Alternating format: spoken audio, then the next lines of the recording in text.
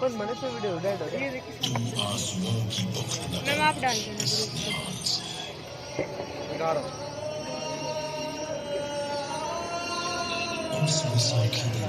देख रहा टिकटॉक जो लोग इस बाग में शहीद हुए सन आप सब देख रहे हैं जलियांवाला बाग से live light and sound show. पूरा हिंदुस्तान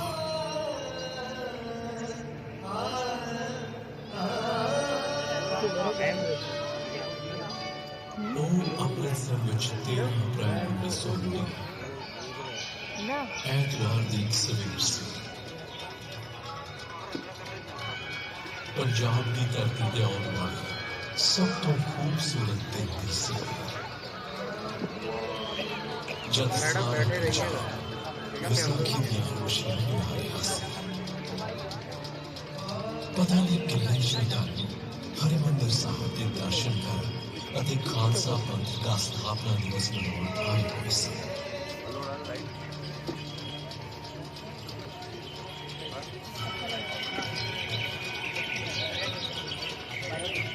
ਠੀਕ ਉਸੇ ਦਿਨ ਕਾਂਗਰਸ ਦੇ ਨੇਤਾਵਾਂ ਨੇ ਜਲਿਆਂਵਾਲਾ ਬਾਗ ਵਿੱਚ ਸ਼ਾਮੀ 4:30 ਵਜੇ ਇੱਕ ਸਭਾ ਕਰਨ ਦਾ ਫੈਸਲਾ ਲਿਆ ਸੀ। ਉਹਨਾਂ ਦਾ ਇਰਾਦਾ ਡਾਕਟਰ ਸਤਿਪਾਲ ਅਤੇ ਡਾਕਟਰ ਕਿਚਲੂ ਦੀ ਰਿਹਾਈ ਅਤੇ ਕਾਲੇ ਕਾਨੂੰਨ ਦੀ ਵਾਪਸੀ ਦੀ ਮੰਗ ਕਰਨਾ ਸੀ। ਵਿਸਾਖੀ ਦੀਆਂ ਖੁਸ਼ੀਆਂ ਦੇ ਵਿਚਕਾਰ ਜਿਉਂ-ਜਿਉਂ ਦਿਨ ਅਗਾਂਹ ਵਧਿਆ ਇੱਕ ਛੋਟਾ ਜਿਹਾ ਬੱਚਾ ਟੀਨ ਦਾ ਕਨਿਸਟਰ ਵਜਾਉਂਦਾ ਹੋਇਆ ਸ਼ਹਿਰ ਦੇ ਕੁਝ ਇਲਾਕਿਆਂ ਵਿੱਚ ਇਹ ਸੁਨੇਹਾ ਦਿੰਦੇ ਹੋਏ ਨਿਕਲਿਆ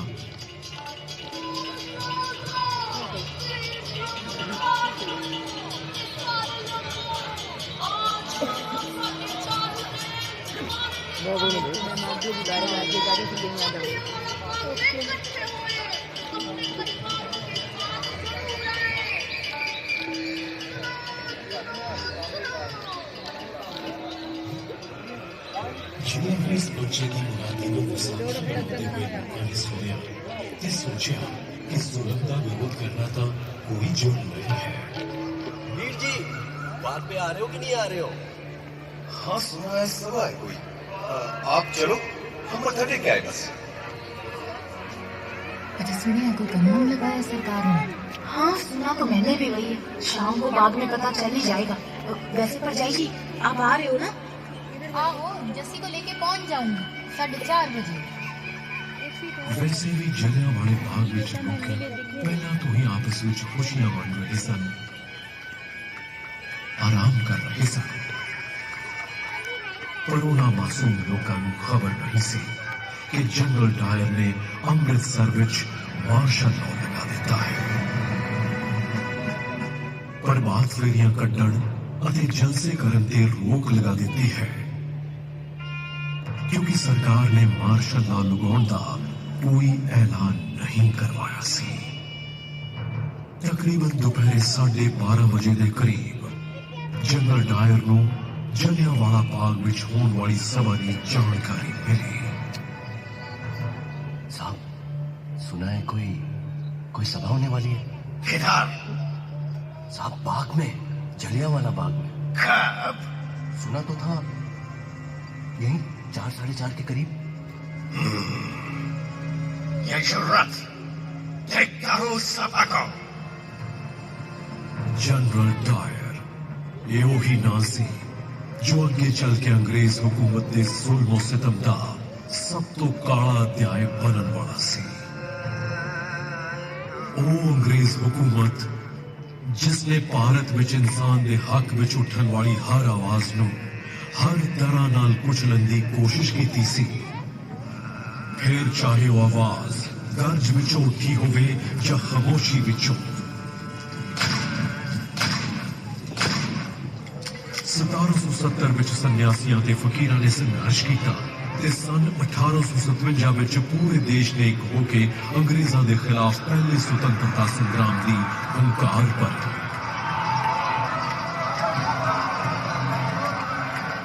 इस संग्राम की हुंकार को अंग्रेजा ने दबा जरूर दिता पर हुंकार जदों तक जिंदा है वो मुंह ते रखी हथेली विचों भी फुट फुट के निकलती रहती है।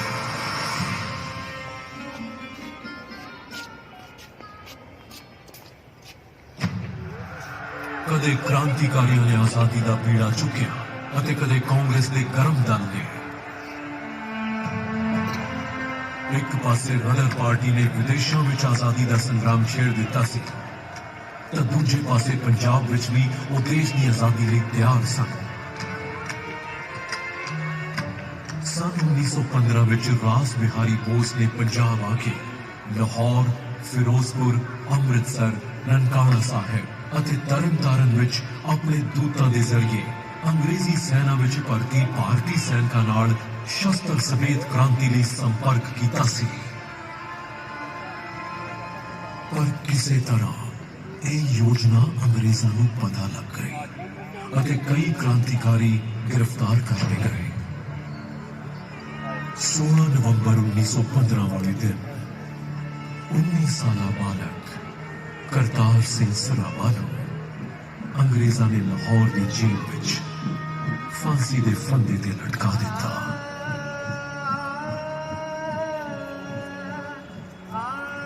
सन 1918 विच सैन फ्रांसिस्को विच गदर पार्टी के मैंबरों के मुकदमे चला के उन्होंने सजा दी गई।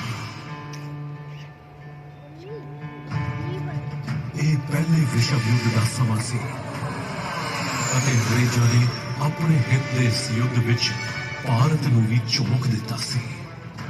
इस युद्ध विच अंग्रेजों ने भारत की संपत्ति, युद्ध सामग्री ਅਤੇ सैनिकों का बहुत ज्यादा इस्तेमाल किया ਅਤੇ बदले विच भारत को की मिलिया? एक काला कानून, रॉलेट एक्ट। आम हिंदुस्तानी की जबान विच इस एक्ट को न वकील, न दलील, न अपील के नाम नाल जानिया जाता सी। इस एक्ट के पास होने मगरों पुलिस चाहे जिस दी भी तलाशी ले सकती सी, बिना कारण किसी नूं भी 2 साल की सजा दी जा सकती सी। इसका इस्तेमाल करके भारतीय अखबारों की कलम टुट सकती सी। फिर भारत ने इस काले कानून का जवाब दिता सत्याग्रह के नाल। देश भर में इसके विरोध में सभावां ते अंदोलन होने लगे। फिर 30 मार्च 1919 वाले दिन दिल्ली विच 60 निहत्थे लोगों को सरकारी गोलियां नाल भुन दिता गया।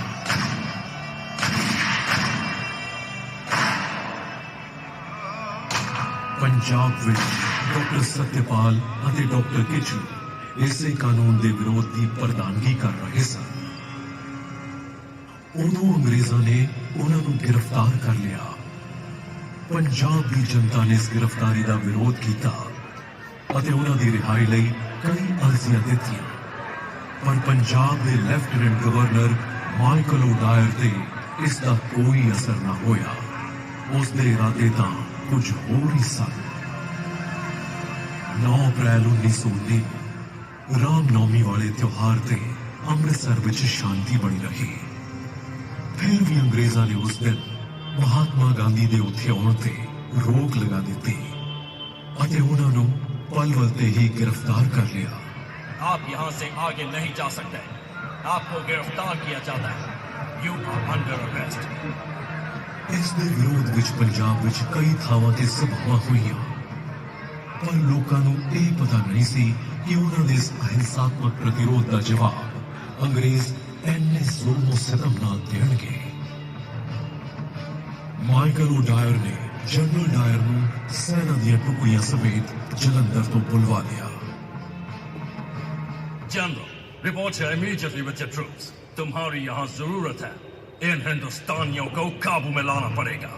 Yes sir, I am coming. जब जलियांवाला बाग अंदर विसाखी मनाउण आए हजारों हिंदुस्तानी अपने नेता हंसराज को सुन रहे सन। एक हवाई जहाज उन्होंने उत्तों दी गुजरिया। दरअसल अंग्रेज हवाई जहाज राही बाग का मुआयना कर रहे सन। ਇਹ ਦੇਖ ਕੇ ਉੱਥੇ ਦੇ ਲੋਕਾਂ ਵਿੱਚ ਬੇਚੈਨੀ ਵੱਧ ਗਈ। और शांति बनाए रखिए, शांति बनाए रखिए, डरने की कोई बात नहीं है। ਪਰ ਉਹਨਾਂ ਦੇ ਨੇਤਾ ਨੇ ਉਹਨਾਂ ਨੂੰ ਹੌਸਲਾ ਦਿੱਤਾ। ਇੰਨੀ ਦੇਰ ਨੂੰ ਦੂਰੋਂ ਗਲੀ ਵਿੱਚੋਂ ਕੁਝ ਆਵਾਜ਼ਾਂ ਆਉਣੀਆਂ ਸ਼ੁਰੂ ਹੋ ਗਈਆਂ। ਕੁਝ ਬਖਤਰਬੰਦ ਗੱਡੀਆਂ ਗਲੀ ਦੇ ਪਾਰ ਆ ਕੇ ਰੁਕੀਆਂ। जनरल डायर अपने 90 सैनिकों समेत बाग विच आ चुका है। अगर हमने हाथ उठाया या हिंसा की तो हम उनसे अलग कैसे हुए? लोगों में कुछ हलचल जही हुई और हंसराज ने उन्होंने फिर हौसला दिता। डरने की कोई बात नहीं है, हम शांति से बात करेंगे। शांति नाल गल करते लोगों को किस कोलों खतरा हो सकता सी। लोग कुछ सोचते उस तो पहला जनरल डायर ने अपने सिपाहियों को पोजीशन लैंड का हुक्म दिता। लोगों में खौफ बढ़ता जा रहा सी। औरतां अपने बच्चों को देख के दहशत नाल कंब रही सन। आदमी अपने परिवार को अपनी बाहों में समेटी चीखा के समंदर में डुबते जा रहे सन।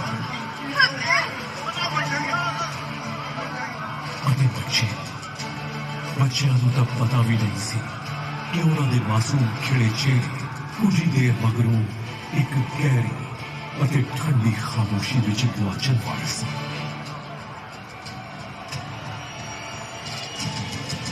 न कोई चेतावनी, न बाग खाली करने का ऐलान, न सभा बंद करने का हुक्म, सीधे इको हुक्म जारी होया।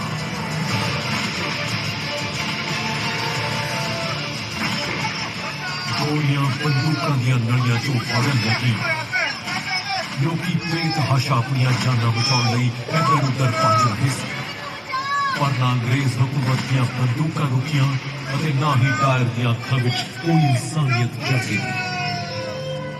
जो गोलियां उन्हां बेगुनाहां दे जिस्मां नूं चीरदियां दीवारां विच घुम गईयां सन, वो अज भी दीवारां विच दफन हन। गोलियां चलती रही। अंग्रेजा दियां गोलियां तो जाना बचाते हुए उन्होंने लोगों ने उस दिन एक उम्मीद सी। बाग विच मौजूद खूह लोग बचते बचाते उस विच छाल मारते गए।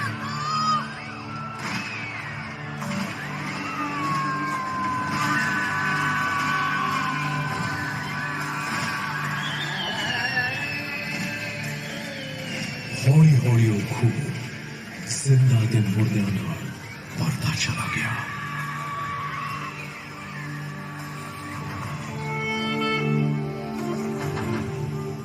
खूह इंसान की प्यास बुझाता है, पर उस दिन उस खूह ने शैतान की प्यास बुझाई सी।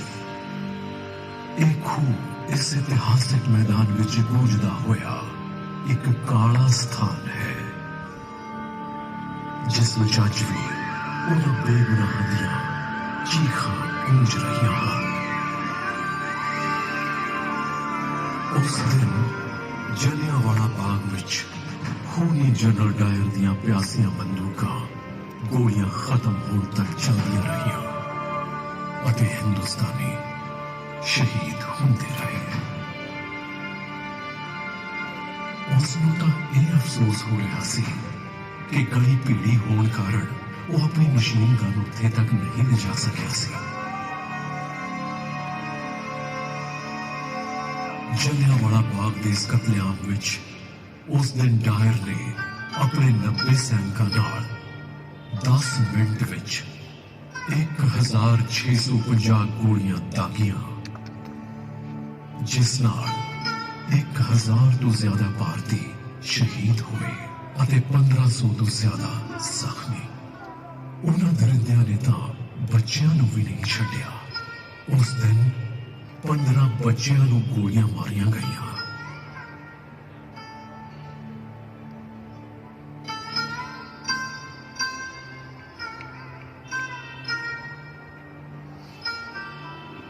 ਉਹਨਾਂ ਬੱਚਿਆਂ ਵਿੱਚੋਂ ਇੱਕ ਬੱਚਾ ਐਸਾ ਵੀ ਸੀ जिसकी उम्र कोई 10 साल रही होगी। उस मरे हुए बच्चे की लाश की गोदी विच एक लाश होर भी सी, एक 3 साल के बच्चे की लाश। बाग विच मौजूद एक लाश दे कोल एक औरत बैठी सी। उस औरत का नाम सी रतन देवी,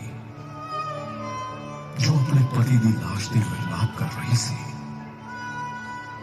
और इसी तरह पता नहीं किन्ने क जख्मी लोग अपने दियां लाशां कोल बैठे हुए सन।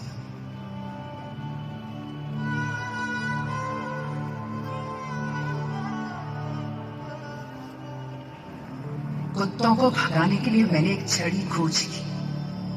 वहां दर्द में छटपटाते 3 और लोगों को भी देखा। साथ ही करीब 12 साल के एक बच्चे को देखा जिसने कराहते हुए विनती की कि मैं वहां से ना जाऊं। मैंने पूछा कि क्या मैं उसे कुछ उड़ा दूं, लेकिन उसे तो केवल पानी चाहिए था। उस जगह मैं पानी कहां से लाती? अपनी अनुभूतियों को व्यक्त करना मेरे लिए असंभव है। वहां मृतकों के ढेर लगे पड़े थे। उनमें से बहुत से छोटे छोटे मासूम बच्चे भी थे। मैं वो दृश्य कभी नहीं भूल सकती। मृतकों के उस एकाकी जंगल में पूरी रात मैंने अकेले ही बिताई। हर घंटे घड़ी की आवाज सुनाई दे रही थी। सुबह 6 बजे मेरी गली से कुछ लोग चारपाई लाए और मैं अपने पति का शरीर घर ले जा सकी। उस रात मैंने जो अनुभव किया वो केवल मुझे और मेरे भगवान को ही पता है।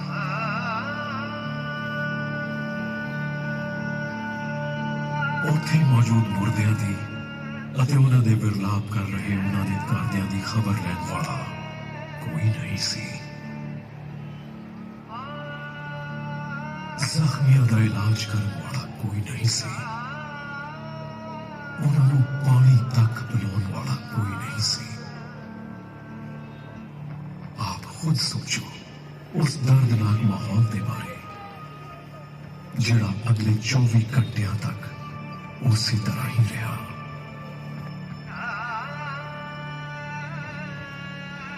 वो दर्द, वो खामोशी जिहड़ी उस दिन जलियांवाला बाग विच पसरी, वो खामोशी हिंदुस्तान के सीने विच अज तक गूंज रही है।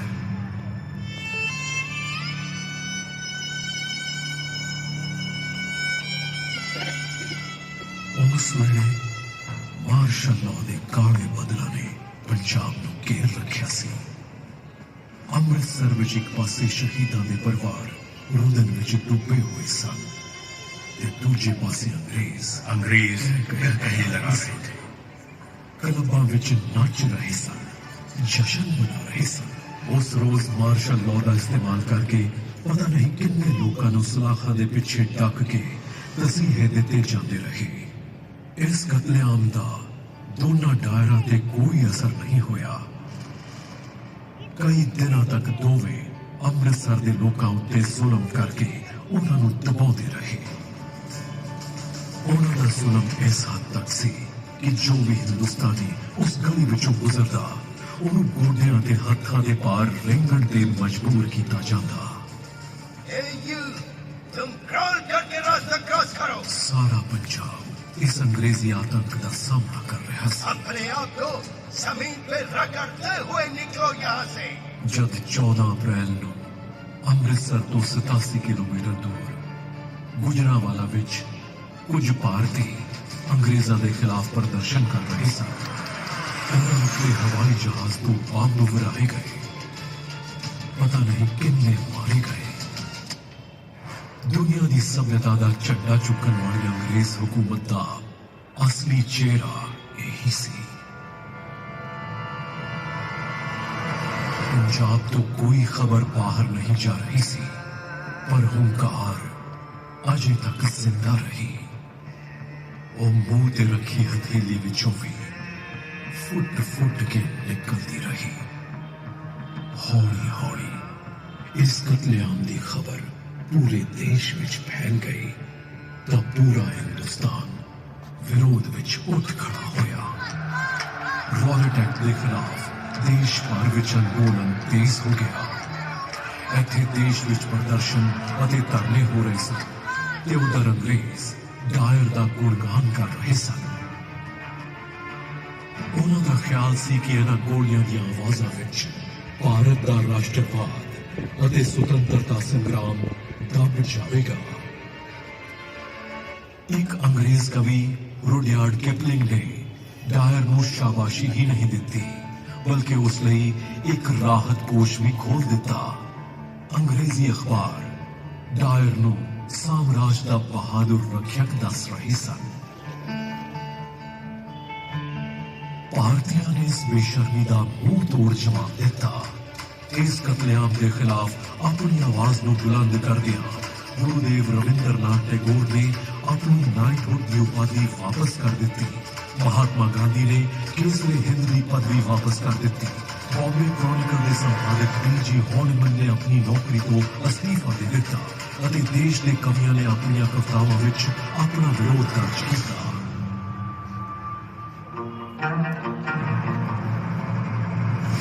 का दुआ है नहीं रंग आसमां का, हम तुझको फूंक देंगे डायर तो है कहाँ का। ये आह का दुआ है नहीं रंग आसमां का, हम तुझको फूंक देंगे डायर तो है कहाँ का। तू बेवफा है जालिम, तू पुरजफा है जालिम, बाकी का नाम रख जानिया मेरे बाग। अपनी अदा पे ना जा तो करके तूने डायर कर पाया, विफल वचन को जिक्र क्या है जवाब का, तुझसा ना होगा कोई तेरा। इन्हां तरानियां विच देश दा दुख सी, देश भगती सी अते यही अंग्रेज़ां नूं एक चेतावनी सी कि तुसीं कदों तक जुल्म करदे रहोगे। ये देश साडा है अते असीं इस नूं आजाद करा के ही रहांगे। फिर भी जदों देश भर विच हो रहे विरोध नहीं रुके तो उन्हां तो बचण लई अंग्रेजी हुकूमत ने हंटर कमेटी बनाई। उस कमेटी की सच्चाई सामने लियाउण लई कांग्रेस ने मदन मोहन मालवीया की निगरानी हेठ अपनी इंक्वायरी कमेटी बनाई। पंजाब के लोकां नाल अपनी एकजुटता दिखाउण लई कांग्रेस ने अपना सालाना अधिवेशन भी अमृतसर विच कीता। इस अधिवेशन विच अंग्रेज़ां दे वहशीपणे की बहुत आलोचना की गई। इस घटना मगरों हिंदुस्तान विच राष्ट्रीय अंदोलन दी विचारधारावां होर भी प्रबल हो गई। जलियांवाला बाग दे इस कत्लेआम मगरों उत्थे हुए जुल्मां नूं जदों अपने पिंड जाके एक बालक ने देखिया तां उस बालक विच देश प्रेम अते आजादी लई अलख जग गई। उसने उस बालक नूं भगत सिंह बना दिता। 13 अप्रैल 1919 विच हुए इस कत्लेआम का बदला 21 साल बाद पंजाब दे बेटे शहीद आजम सरदार ऊधम सिंह की बंदूक ने लिया। वो गदर पार्टी की विचारधारा तो प्रभावित सी। लंदन के कॉक्सटन हॉल विच 13 मार्च 1940 वाले दिन चलियां वो 6 गोलियां माइकल ओडायर के जिस्म विच उतरियां। वही माइकल ओडायर जिसने जनरल डायर नूं जलियांवाला बाग विच कत्लेआम लई भेजिया सी। उसनूं गोली मारन मगरों ऊधम सिंह उथों भज्जिया नहीं, उसने बड़ी शांति नाल अपनी गिरफ्तारी दी। मैंने अपनी जिंदगी का मकसद पूरा कर लिया और रही बात माइकल ओडायर की तो वो इसी के लायक था। उसे मेरे हाथों मरना ही था। 21 साल से मुझे उसकी चलाई गोलियों की गूंज ने सोने नहीं दिया है और अब जाकर वो शांत हुई है। अब मेरे जीने या मरने से कोई फर्क नहीं पड़ता। अब मुझे मौत का कोई खौफ नहीं। अपने मुकदमे दौरान हिंदू मुस्लिम एकता की मिसाल कायम करते हुए उसने अपना नाम मोहम्मद सिंह आजाद दसिया। मेरे पे कत्ल का इल्जाम है, पता है मुझे अपने किए पर गर्व है, क्योंकि मैंने वो अपने मुल्क की आजादी के लिए किया है। क्या ये अदालत मुझे बताएगी कि क्या जलियांवाला बाग में जनरल डायर की मनाई हुई वो खूनी बैसाखी कत्लेआम नहीं थी?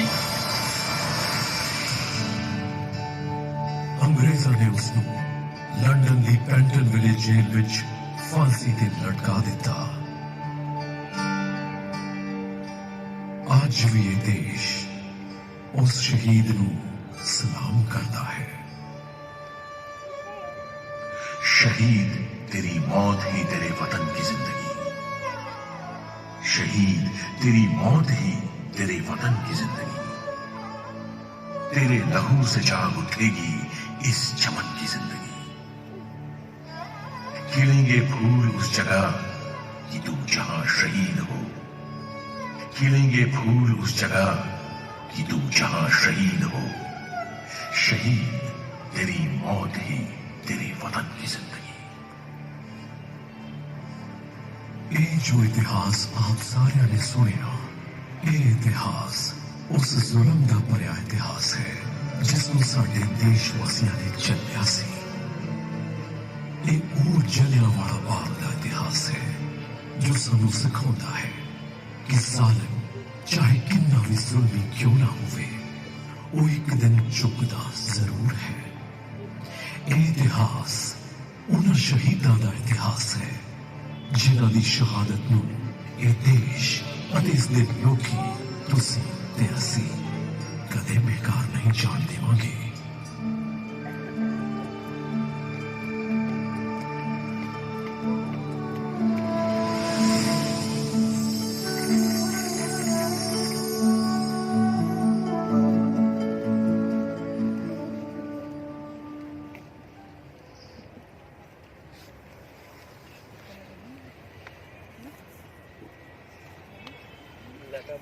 चलिए